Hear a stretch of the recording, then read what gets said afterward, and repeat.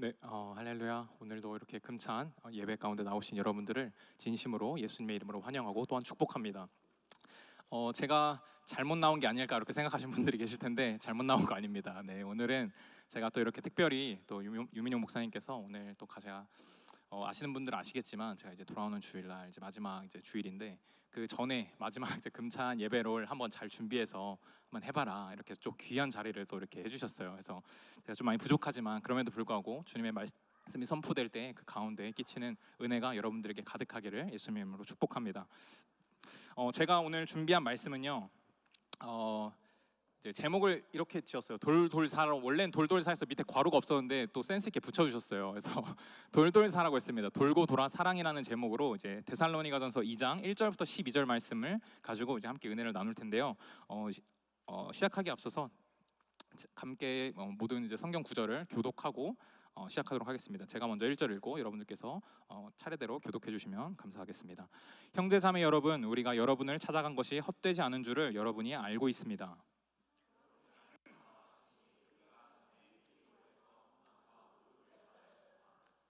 반대 속에서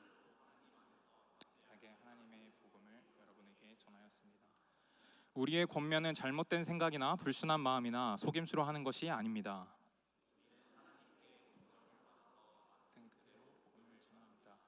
우리가 이렇게 하는 것은 사람의 환심을 사려고 하는 것이 아니라 우리의 마음을 살피시는 하나님을 기쁘시게 하려고 하는 것입니다.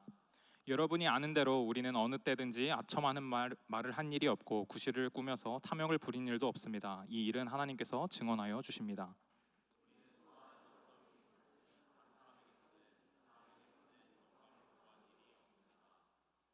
물론 우리는 그리스도의 사도로서 권위를 주장할 수도 있었습니다. 그러나 우리는 여러분 가운데서 마치 어머니가 자기 자녀를 돌보듯이 유순하게 처신하였습니다. 여러분을 사모하여 여러분께서 하나님의 복음을 나누어 줄 뿐만 아니라 우리의 목숨까지도 기쁘게 나눠 줄 생각이었습니다. 그것은 여러분이 우리에게 사랑을 받는 사람이기 때문입니다. 형제 자매 여러분, 여러분은 우리의 수고와 고생을 기억하고 있을 것입니다. 우리는 여러분 가운데 아무에게도 폐를 끼치지 아니하려고 밤낮으로 일을 하면서 하나님의 복음을 여러분에게 전파하였습니다.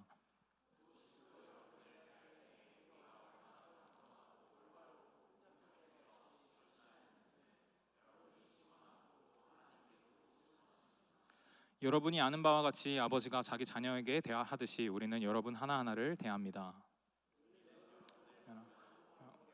경고합니다. 그것은 여러분을 부르셔서 당신의 나라와 영광에 이르게 하시는 하나님께 합당하게 살아가게 하려는 것입니다. 아멘. 네, 사실 오늘 이 본문 말씀을 쭉 읽어보시면 아시겠지만 엄청 되게 깊게 파고들어야 되는 말씀은 없어요. 사실 있는 그대로 이야기처럼 우리가 이해할 수 있는 부분인데 이 이야기, 이 말씀 본문을 들어가기 앞서서 이제 제가 이제 한 가지 이야기를 해드리려고 합니다. 뭐 이야기는 아니고 이제 나눔인데 여러분 혹시 저는 개인적으로 이제 쉬는 시간에 유튜브 보는 걸 되게 좋아하거든요. 혹시 여러분들도 유튜브 보는 걸 좋아하시는지 잘 모르겠어요. 그래서 유튜브를 보다가 한 번은 이런 프로그램이 나왔어요. 그래서 이혼 숙녀 캠프라는 예능이 있었어요. 약간 물론 이게 뭐 교회에서 약간 다루기 좀 애매한 부분이 있는데 이혼 숙녀 캠프가 어떤 프로그램이 있냐면 아시는 분들은 또 아실 거예요. 보신 분들은 보셨을 텐데 이 프로그램이 약간 이런 프로그램이에요. 이혼을 고려하고 있는 부부가 프로그램에 나옵니다. 그래서 그 프로그램에 나올 때 이혼을 고려하고 있는 이유와 문제점들을 가지고 나와요.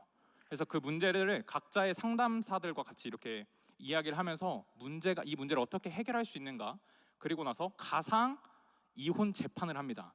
그래서 가상 이혼 재판을 해서 실제로 이혼하게 됐을 때 재산은 어떻게 분할이 되고 또 이렇게 양육권은 어떻게 이렇게 나눠지는지 대해서 이렇게 나누는 이게 알려주는 그런 프로그램이에요. 그렇게 해서 맨 마지막에 선택을 하게 해요. 실제로 이대로 이혼을 하겠습니까? 아니면 이혼을 하지 않겠습니까?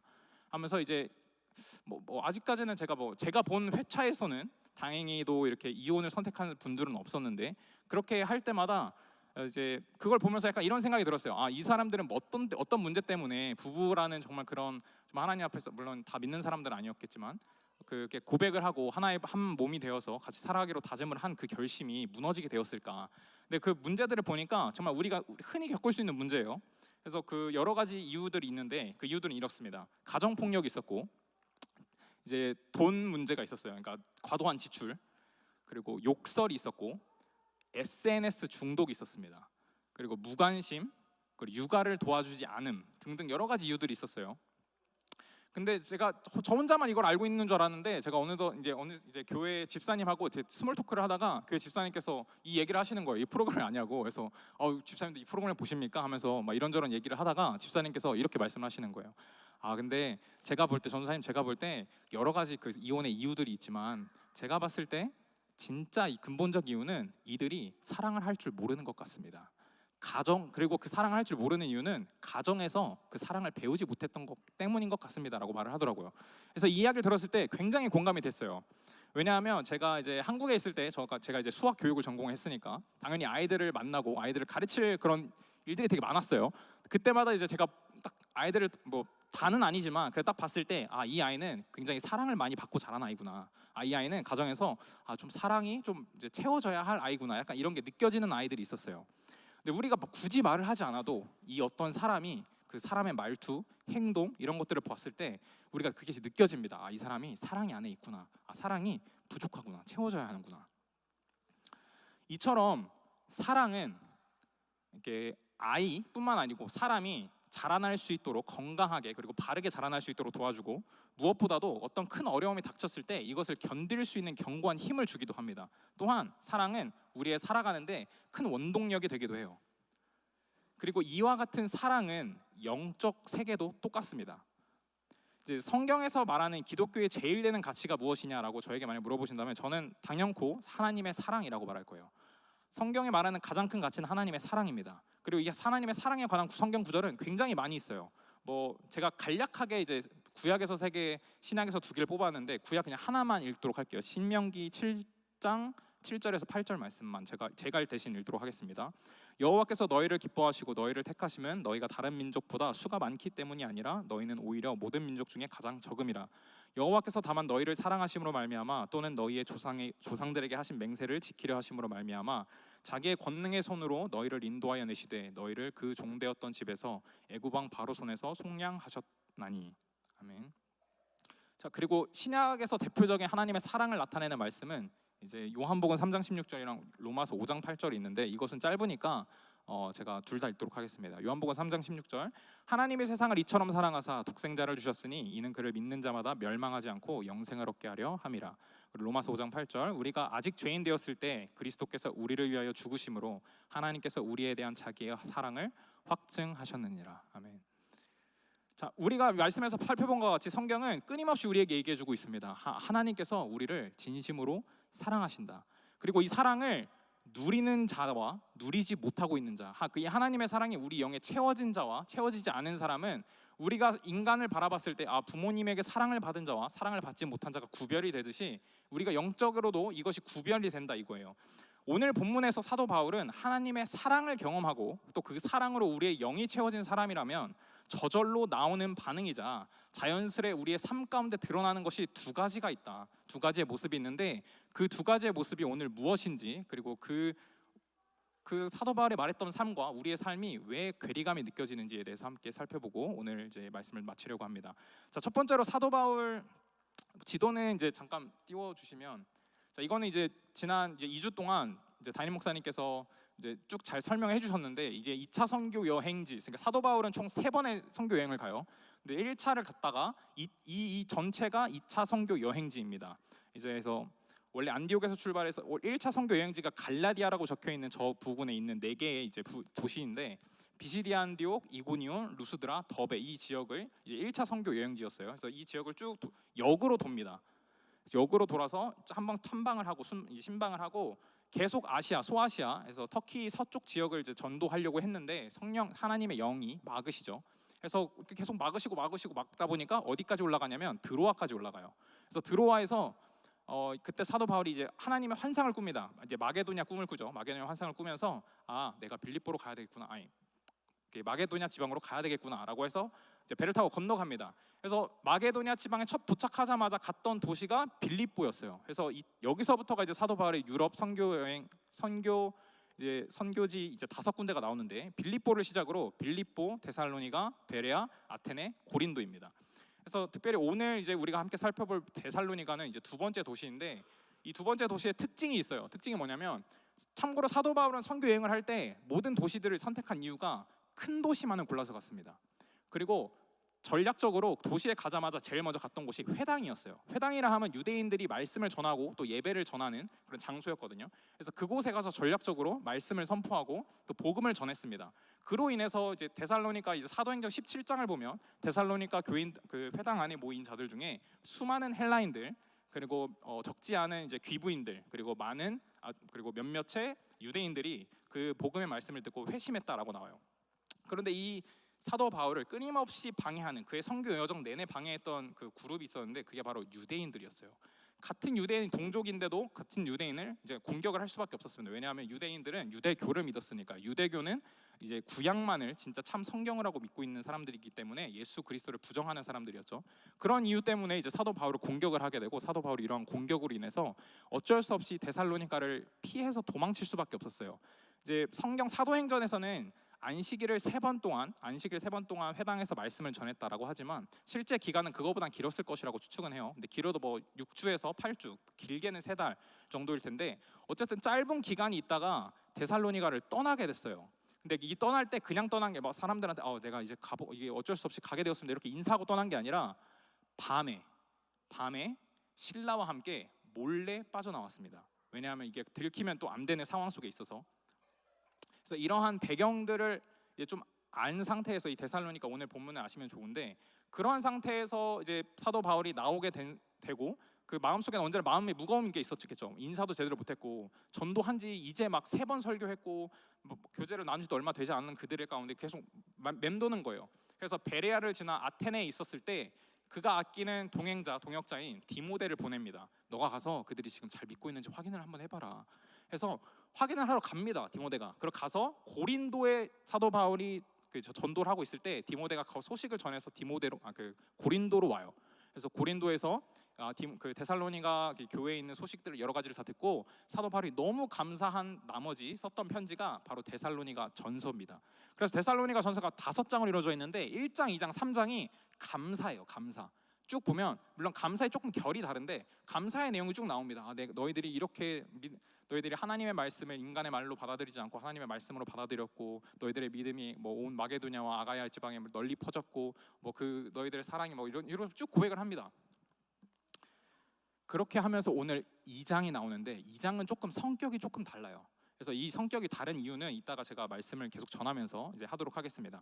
이제 서론이 좀 길어졌는데 어찌 되었든 영적으로 우리가 하나님의 사랑을 경험한 자 그리고 하나님의 사랑을 체험받은 자는 다른 부분이 있어요. 우리 삶 가운데 자연스럽게 나타나는 부분이 있는데 그 첫 번째가 사도 바울이 말한 첫 번째는 하나님을 기쁘시게 하는 삶을 산다는 겁니다.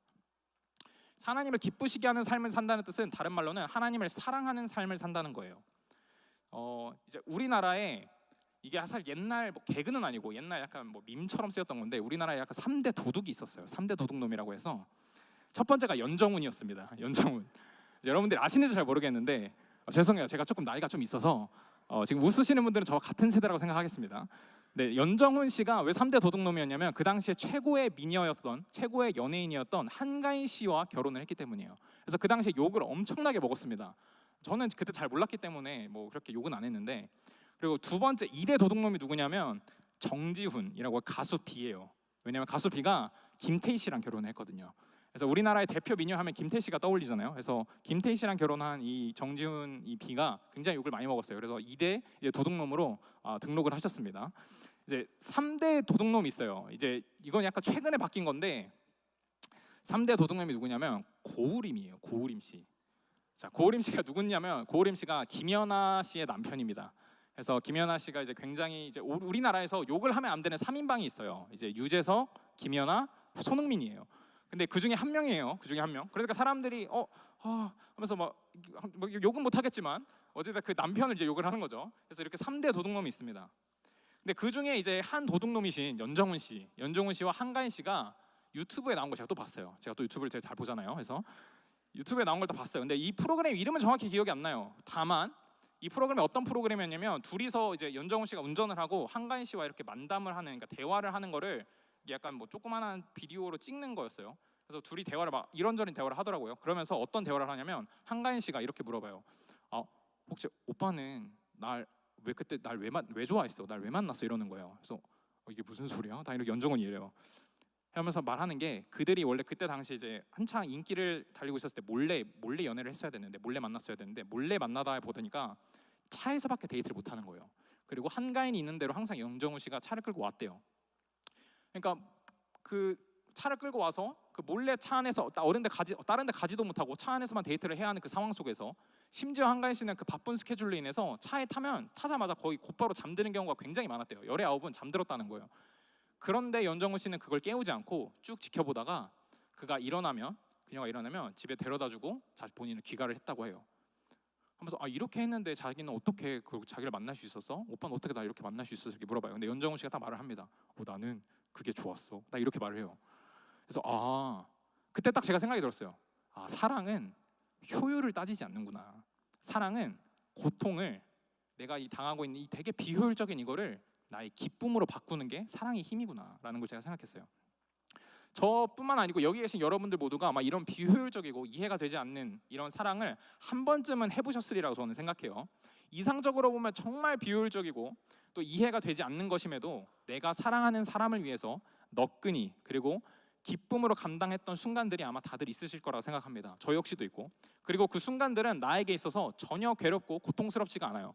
예를 들어 여러분들이 연인들이 있다고 치고 내 연인을 그러니까 만나기 위해서 1시간이 되는 거리를 갔다가 한 5분만 보고 와도 그 자체가 너무 행복해요. 그 1시간 동안의 먼 그 겨울 속에 갔던 그 모든 고생이 그 한 얼굴을 보는 순간, 내 연인의 얼굴과 기뻐하는 모습을 보는 순간 눈 녹듯이 사라지는 것을 아마 경험을 해보셨을 거예요. 그리고 이것이 사랑의 능력입니다. 오늘 2절과 3절에서 바울은 데살로니가 교인들에게 이렇게 말을 합니다. 여러분이 아는 바와 같이 우리가 전에 빌립보에서 고난과 모욕을 당하였으나 심한 반대 속에서도 하나님 안에서 담대하게 하나님의 복음을 여러분에게 전하였습니다. 우리의 권면은 잘못된 생각이나 불순한 마음이나 속임수로 하는 것이 아닙니다. 자, 아까 제가 이제 말씀드렸는데 이 장은 좀 독특하다고 말씀드린 이유가 이제 데살로니가 교인들 사이에 데살로니가 교인들이 사도 바울의 사랑을 의심하게 만드는 속이는 자들이 있었어요. 왜냐하면 이들은 이렇게 이제 속이는 거예요.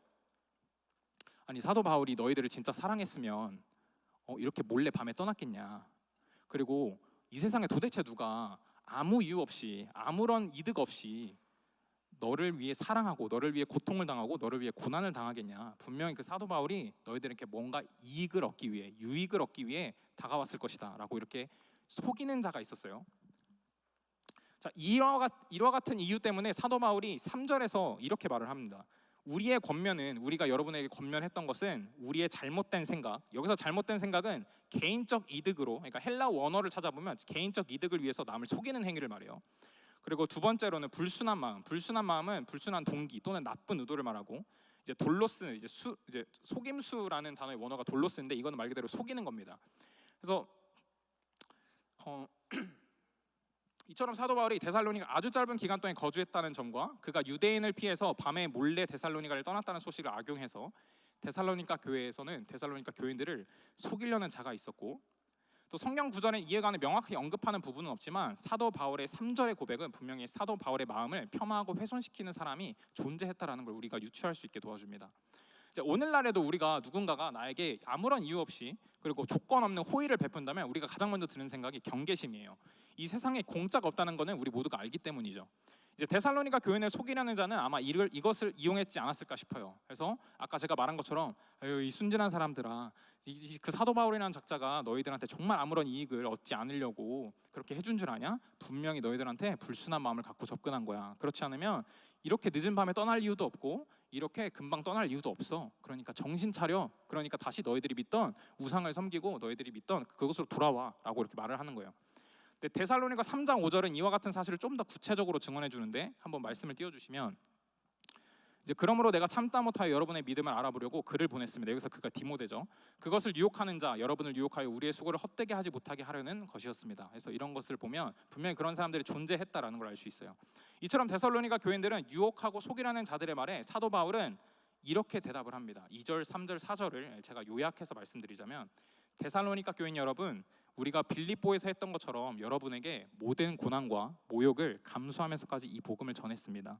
이를 두고 여러 사람들이 제게 여러분의 나쁜 의도를 가지고 어떤 이익을 얻기 위해 접근한 것이 아니냐라고 말합니다. 그러나 그렇지 않습니다. 간사한 자들이 보기에는 저의 행동이 아무런 이유가 없고 아무런 이득이 되는 것 같지 않아 보이지만 저의 행동에는 분명한 이유가 있습니다. 그리고 그것은 하나님을 기쁘게 해드리려는 이유입니다 라고 이제 사도 바울이 고백을 해요. 우리가 사랑하는 연인을 위해 그 어떤 비효율적인 것도 또 그 어떤 고통도 그 어떤 고난도 우리가 기쁨으로 받아들이고 여기는 것처럼 사도 바울은 하나님의 사랑을 경험하고 체험한 자로서 하나님을 진심으로 사랑하는 자가 되었고, 그로 인해 그가 복음을 전파하기 위해 겪는 모든 고통은 그에게 더 이상 고통과 고난이 아니라 그에게는 기쁨이 되었다고 사도 바울이 이렇게 고백하고 있는 거예요. 그렇게 사도 바울이 사도행전 20장 24절처럼 고백할 수 있었다고 생각을 해요. 나의 달려갈 길과 주 예수께 받은 사명 곧 하나님의 은혜의 복음 증거하는 일을 마치려 하면은 나의 생명을 조금도 귀한 것으로 여기지 아니하겠노라. 아멘. 사도 바울이 하나님을 사랑하는 마음을 자신의 삶의 원동력으로 삼고 삶의 이유로 삼아 그 어떤 고난과 역경도 기쁨으로 여기며 감당했던 것 같이 이제 성도 여러분 모두도 이제 하나님을 진심으로 사랑하는 마음을 통해 우리가 겪는 모든 고난과 고통이 그 고통으로서 끝나는 것이 아니라 정말 우리의 기쁨으로서 우리가 돌파할 수 있는 그런 저와 또 여러분이 되기를 축복합니다. 자, 이어서 하나님의 말씀을 알고 정말 그 하나님의 말씀을 알고 하나님의 사랑을 체험한 자, 사랑을 이제 정말 받아들인 자는 자연스럽게 나타나는 두 번째 모습이 있어요. 그 두 번째 모습이 뭐냐면 하나님이 사랑하는 일을 사랑하게 됩니다. 그래서 사실 하나님의 사랑을 경험한 이는 자연스럽게 하나님을 사랑할 수밖에 없어요. 왜냐하면 그 큰 은혜와 그 큰 사랑을 경험한 사람이 그 사랑을 갚지 않고는, 그 사랑을 표현하지 않고는 살아갈 수 없기 때문이에요. 근데 자연스럽게도 하나님을 사랑하는 사람들은 자연스럽게 하나님이 사랑하는 사람을 사랑할 수 있습니다. 그것이 사도 바울이 말하는 두 번째 이야기예요. 이를 뭐 쉽게는 아닐지 몰라도 이제 제가 예시를 하나 들면, 제가 이제 주일학교 전도사로서 이제 3년 동안 제가 이렇게 벌써 이제 사역을 했더라고요. 그래서 내년이고 다음 달 3월이 되면 제가 만으로 3년이 됩니다. 주일학교 사역을 한지. 처음 사역을 했을 때 되게 막막함이 많았어요. 왜냐하면 첫 번째로 영어로 설교를 했어야 됐어요. 그게 저에게 굉장히 큰 부담이었고, 두 번째로는 아이들과 소통도 이제 영어로 해야 되니까 그것도 부담이었고, 세 번째로는 제가 이 사역이 저의 첫 사역이었습니다. 저의 이제 전도사를 하면서 이제 신학교를 다니면서 전도사로 첫 부임을 한 게 여기 이제 주일학교였고, 그 주일학교를 하면서 내가 이 주일학교 아이들에게 내가 뭐 어떤 말씀을 전할 수 있을지, 그리고 주일학교를 어떻게 이끌 수 있을지 굉장히 고민이 많았던 순간이었어요. 근데 그렇게 이제 세월이 조금씩 지나다 보니까 자연스럽게 제 마음에 아이들이 내 마음속에 들어왔구나라고 느꼈던 때가 언제였냐면, 제가 어느 순간부터 이제 마트나 약간 문방구 같은 데 갈 때마다 약간 이거는 애들 되게 좋아하는 간식 같은데, 이건 애들 되게 좋아하겠는데, 막 이렇게 생각을 하는 거예요. 그리고 문방구를 가도 와, 이거는 애들이 진짜 달란트 시장 때 사가면 아주 그냥 큰일 나겠는데, 막 이런 식으로 애들이, 그러니까 어딜 가든지 제 마음속에 아이들이 들어오니까 내가 어딜 가든지 생각을 할 때마다, 그리고 무엇을 볼 때마다 아이들이 이걸 좋아했지, 아이들 관점으로 바라보게 되더라 이거예요. 이처럼 우리는 누군가를 사랑할 때, 그리고 내가 사랑하는 대상의 관심사가 무엇인지 자연스럽게 생각하게 돼요. 그리고 그 좋아하는 것을 나도 좋아하게 됩니다. 사도 바울은 예수님의 사랑을 입은 자로서 하나님을 진심으로 사랑하는 이가 되었고, 그렇게 하나님께서 무엇에 큰 관심을 두고 계신지 사도 바울은 깨달을 수 있었어요. 그리고 그것이 잃어버린 영혼을 구원하는 것이라는 것을 사도 바울은 깨달았습니다. 단순히 율법을 지키기 위해서 전도 생활을 한 것이 아니라 사도 바울은 정말로 하나님을 사랑하다 보니까 그 하나님께서 사랑하시는 것이 무엇인지 고민하게 되었고, 하나님을 사랑하다 보니까 하나님께서는 영혼을 구원하는 걸 가장 좋아하실 수 있겠구나라고 생각을 하면서 그렇게 선교 여행을 다닌 거죠. 데살로니가 교인들이 바울의 사랑받는 자가 된 이후 바울이 그들에게 사랑을 베푼 모습이 이제 7절부터 12절까지의 모습이 나옵니다. 그래서 그 내용들을 쭉 보면 이렇게 크게 두 가지로 요약할 수 있어요. 이제 내용이 좀 길어서 제가 요약을 하도록 할게요. 첫째는 어머니가 자기 자녀를 돌보듯이 사도 바울이 그들을 사랑했습니다. 두 번째는 아비가 자기 자녀를 대하듯이 사랑했어요. 한마디로 부모의 마음처럼 이제 데살로니가 교인들을 사랑했다고 사도 바울은 고백을 합니다. 그러면서 7절, 8절, 9절, 10절에 이렇게 나타내요. 이건 제가 이제 성경을 보시면 조금 더 이렇게 따라오긴 편하실 텐데, 7절에 사도 바울이 이렇게 얘기합니다. 자신이 주장할 수 있는 권위를 난 주장하지 않았다. 왜냐하면 너희들을 사랑했기 때문이다. 8절에서는 하나님의 복음을 나눠주었고 내 목숨까지도 너희들에게 내줄 생각이 있었다. 그런 마음이 나에게 있었다. 왜냐하면 너희들을 사랑했기 때문이었다. 9절에서는 경제적으로 폐를 끼치지 않기 위해, 너희들에게 경제적인 짐을 지지 않기 위해 내가 밤낮으로 일을 했다. 왜냐하면 너희들을 사랑했기 때문이다. 10절로서 부모로서 보여야 할 모범을 내가 보였다. 왜냐하면 내가 너희들의 사랑하는 부모와 같은 마음을 가지고 있기 때문이다라고 말해요. 이렇게 오늘의 본문을 통해서 우리는 예수님의 사랑에 반응하여 우리의 삶에 자연스럽게 드러나는 두 가지의 모습을 살펴봤습니다. 첫 번째는 하나님을 기쁘시게 하는 것, 하나님을 사랑하는 것이었고, 두 번째는 하나님이 사랑하는 일을 사랑하게 되는 모습이었어요. 그런데 사실 저도 사도 바울의 이런 사역의 모습을 보면서, 그리고 이 말씀 구절을 묵상하면서 저에게 든 생각은 이랬습니다. 아니, 사도 바울도 분명히 예수님의 사랑을 다메섹에서 경험을 하고 그때부터 변화되어서 이렇게 활동할 수 있었던 건데, 근데 나도 생각해보면 하나님의 사랑을 분명히 내가 경험하였고 그로 말미암아 내가 이렇게 지금 걸어가고 있는데, 왜 나는 내 삶에는 사도 바울이 고백했던 이 본문과 같은 모습이 내 삶엔 없을까? 내 삶에는 왜 내 이웃, 내 고통과 고난이 나에겐 아직도 여전히 고통과 고난이고, 나는 여전히 다른 사람들 위해 내 생명은커녕 이 조그마한 것도 희생할 수 없으며, 왜 나의 모습과 사도 바울의 모습은 이런 괴리감이 들까라는 생각을 했습니다. 그리고 이건 저의 생각이에요. 제 생각으로는 이것이 사랑에 대한 잘못된 정의, 그리고 잘못된 인식 때문이라는 생각이 들었습니다. 이게 무슨 소리냐면, 성도 여러분들께서 사랑이라는 단어를 딱 떠올렸을 때 어떤 이미지가 떠오르실지 잘 모르겠어요. 이제 제가 딱 사랑이라는 생각을 이제 떠올렸을 때 딱 생각하지 않고 정말 불쑥불쑥 드는 생각이 뭐였냐면, 이제 연인 사이에 불같은 약간 사랑, 그리고 부모와 자녀 사이에 약간 화목한 모습의 사랑, 그리고 친구 사이에 약간 우정과 같은 그런 의리와 같은 사랑, 이런 것들이 떠올랐어요. 저한테는 아마 여러분들도 사랑했을 때 떠오르는 감정과 그런 모습들이 있을 거예요. 그런 이미지가. 근데 사랑이라는 단어를 떠올렸을 때 우리가 어떠한 이미지를 떠올리는지 가만히 생각해 보면, 우리는 주로 사랑의 감정적인 요소에 대한 부분만을 많이 떠올리는 경향이 있습니다. 특히 어릴수록 더 그런 경향이 있는데, 어릴수록 사랑이란 단순히 좋아하는 감정 정도다라고 착각하는 경우가 있는데, 사실 사랑은 그 정도의 감정이 아닙니다. 사랑에는 물론 좋아하는 마음, 좋아하는 감정이 포함되지만, 사랑은 그것만으로는 사랑이라고 할 수 없어요. 그렇다면 성경에서 말하는 사랑이 무엇일지 우리가 한번 이제 살펴보고 마지막으로 이제 저희가 마무리를 하려고 하는데, 그렇다면 성경에서 말하는 사랑이 무엇일까? 대표적으로 신약 성경에서 사랑 했을 때 떠오르는 이제 장이 있죠. 고린도전서 13장이에요. 그래서 고린도전서 13장 4절부터 7절을 함께 보시도록 하겠습니다. 자, 고린도전서 13장을 보면 이렇게 되어 있어요. 사랑은 오래 참고 친절합니다. 사랑은 시기하지 않으며 뽐내지 않으며 교만하지 않습니다. 사랑은 무례하지 않으며 자기의 이익을 구하지 않으며 성을 내지 않으며 원한을 품지 않습니다. 사랑은 불의를 기뻐하지 않으며 진리와 함께 기뻐합니다. 사랑은 모든 것을 덮어주며 모든 것을 믿으며 모든 것을 바라며 모든 것을 견딥니다. 자, 근데 여기서 감정에 해당하는 부분이 무엇일까라고 한번 생각을 해보시면, 감정에 해당하는 부분을 제가 한번 구분을 해봤어요. 다음 페이지 보여주세요. 자, 감정에 해당하는 부분을 보니까 시기, 성을 내지 않음, 원한을 품지 않음, 불의를 기뻐하지 않음, 진리를 기뻐함입니다. 그럼 나머지 부분들은 뭐냐? 행동이라는 거예요. 사랑은 사랑하는 마음 플러스 사랑할 때 드러나는 행동이 같이 있어줘야 우리가 사랑이라고 말할 수 있어요. 그래서 우리가 말하는 이 사랑이 절이라고 불리는 이 고린도전서 13장 4절부터 7절까지의 말씀은 감정보다 오히려 행동에 더 많은 부분을 중점적으로 다루고 있는 걸 볼 수 있어요. 그래서 행동은 오래 참는 것, 사랑은 친절하며, 사랑은 뽐내지 않는 것, 사랑은 무례하지 않는 것, 사랑은 이익을 구하지 않는 것, 사랑은 모든 것을 덮어주는 것, 사랑은 모든 것을 믿는 것, 사랑은 모든 것을 바라는 것, 모든 것을 견디는 것, 이것이 사랑이다.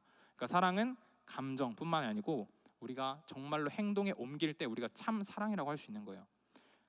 이렇듯이 사랑은 상대방을 향한 마음 그리고 상대방을 향한 행동인데, 이 행동을 잘 생각해 보시면 나를 위한 행동이 아니에요. 상대방을 위한 행동입니다. 오로지 상대방만을 위한 행동, 이것이 바로 사랑에 말하는 행동입니다. 그리고 아마 여러분들께서는 이러한 사랑을 최소한 한 번쯤은 경험하신 분들이랄 거라고 저는 생각해요. 왜냐하면 여러분들의 부모님께서 여러분들을 그렇게 길러주셨거든요. 이제 할 수 있는 것이 아무것도 없던 아기, 제 누나는 이제 뉴욕에 살고 있는데, 그 누나가 이제 첫째가 3살이고 둘째가 1살이에요. 그래서 제가 가끔 뉴욕에 놀러 갈 때마다 육아를 조금씩 도와줘요. 많이는 아니고 조금씩 도와줍니다. 굉장히 힘들거든요, 이 육아가. 그래서 그렇게 볼 때마다 제가 맨 처음에 조카가 없을 때 갔을 때와 조카가 생겼을 때 갔을 때를 비교를 해보면 뭐가 가장 달라졌냐면 생활 패턴 자체가 바꿔졌어요. 아기가 없었을 때는 그냥 둘이 좋아하는 시간대에 맞춰서 이렇게 살다가 아기가 생기고 나니까 모든 시간의 중점, 모든 중점이 다 아기 시간에 맞추더라고요. 아기가 밥 먹는 시간에 맞춰서 그걸 피해서 밥을 먹고, 아기가 잠자는 시간에 맞춰서 그때 조금 쉬고 할 일을 하고, 뭐 아기가 깨어 있을 때는 이제 놀아줘야 되니까 모든 시간을 할애를 하고, 약간 그렇게 쓰는 것을 저희가 봤습니다. 그리고 저희 부모님도, 그리고 여러분들의 부모님도 그렇게 여러분들을 길러주셨어요. 어렸을 때는 그런 부모님의 사랑을 제가 온전하게 이해하지 못했던 것 같습니다. 어렸을 때는 그저 부모님이 나를 위해 나의 필요를 채워주시는, 나이가 뭐 사줘 하면 그걸 사주고, 뭐가 필요해 하면 뭘 필요해 사주는 그런 정도로밖에, 이게 사랑이구나, 그게 그 정도가 사랑이구나밖에 제가 생각하지 못했던 것 같아요. 물론 지금도 저희 부모님의 사랑을 제가 깨닫지 못합니다. 그러나 어렸을 때보다는 조금 더 그 부모님의 사랑이 깊이 느껴지는 것 같아요. 그리고 부모님의 사랑이 깊이 느껴질수록 제 안에 부모님을 향한 사랑도 더욱 깊어지고 있음을 제가 느낍니다. 그런데 부모님 말고도 이미 우리에게 더 큰 사랑을 주신 분이 계세요. 이미 다 아시겠지만 바로 하나님 아버지십니다. 변함없는 사랑의 마음으로 우리를 택하시고, 올라주세요. 오로지 우리를 위하여 이 땅에 육신의 몸을 입고 내려오신 주님께서 십자가에서 우리의 모든 죄를 대속하시고 속량하심으로 말미암아 우리가 더 이상 죄와 사망에 속한 자녀가 아니라 의와 생명에 속한 자가 되었다는 것, 이 무한하신 사랑의 마음과 형언할 수 없는 은혜의 성취는 우리를 향한 하나님의 사랑이 얼마나 큰지를 우리 가운데 보여줍니다. 근데 우리가 이것을 온전히 잘 느끼지 못하는 이유는, 사실 방금 제가 예를 들었던 우리 부모와 자녀, 제가 어린아이였을 때 그 사랑을 느꼈던 감정과 비슷해요. 내 수준이 어린아이 정도밖에 안 되니까 그 정도밖에 사랑을 못 느끼는 거거든요. 근데 하나님께서 우리에게 부어주신 사랑은 언제나 변함이 없습니다. 그 천지를 창조하셨을 때부터 오늘 이 시간까지 우리 가운데 베푸신 그 하나님의 사랑은 여전히 늘 크시고 엄청난 은혜 가운데 우리 가운데 부어주셨어요. 그래서 우리가 저는 오늘 여러분들에게 이렇게 권고 그리고 권면을 해드리고 싶습니다. 우리가 하나님의 사랑을 다 이해할 수는 없지만 우리의 수준을 조금 높여서 그 하나님의 사랑을 정말 깊이 있게 느낄 수 있는 저와 여러분들이 되었으면 좋겠습니다. 그 하나님을 깊이 느끼고 더 깊이 느낄 때, 우리가 부모님의 사랑을 더 깊이 느낄 때 부모님의 사랑이 더욱더 와닿는 것처럼, 우리가 나이가 들면서 그 부모님의 사랑이 더욱더 간절하게 또 절절히 느껴지는 것처럼, 우리의 신앙이 자랄 때마다, 우리가 신앙생활을 나갈 때마다 하나님의 사랑은 그대로인데 우리의 믿음이 커짐으로 인해서 그 사랑이 얼마나 컸는가가 우리 가운데 느껴지는 줄 믿어요. 그리고 그 하나님의 사랑이 느껴질 때 우리가 진짜 진정으로 하나님을 사랑할 수 있습니다. 그리고 하나님을 사랑할 때 하나님께서 사랑하시는 우리의 이웃을 사랑할 수 있어요. 그래서 제가 이런 이유 때문에 돌고 돌아 사랑이라는 걸 했습니다. 사실 우리가 사랑할 수 있는 이유는 없어요. 그러니까 사랑할 수 있는 그런 힘이 없어요, 우리는 누군가를. 그런데 하나님께서 우리를 먼저 사랑해 주심으로 말미암아 우리가 하나님을 사랑할 수 있었고, 하나님께서 사랑하시는 이들을 우리가 사랑할 수 있었습니다. 그런데 우리가 이렇게 사랑하는 모습을 살아낼 때에 하나님의 그 사랑이 우리가 더 크게 느껴져요. 그래서 사랑을 만들고 또 이 사랑이 사랑을 더 크게 만듭니다. 그래서 돌고 돌아 사랑이라는 제목으로 우리 함께 데살로니가서의 말씀을 가지고 나눴습니다. 자, 오늘 이 말씀을 붙들고 우리가 함께 찬양을 하고 또 함께 기도하는 시간을 가졌으면 좋겠습니다.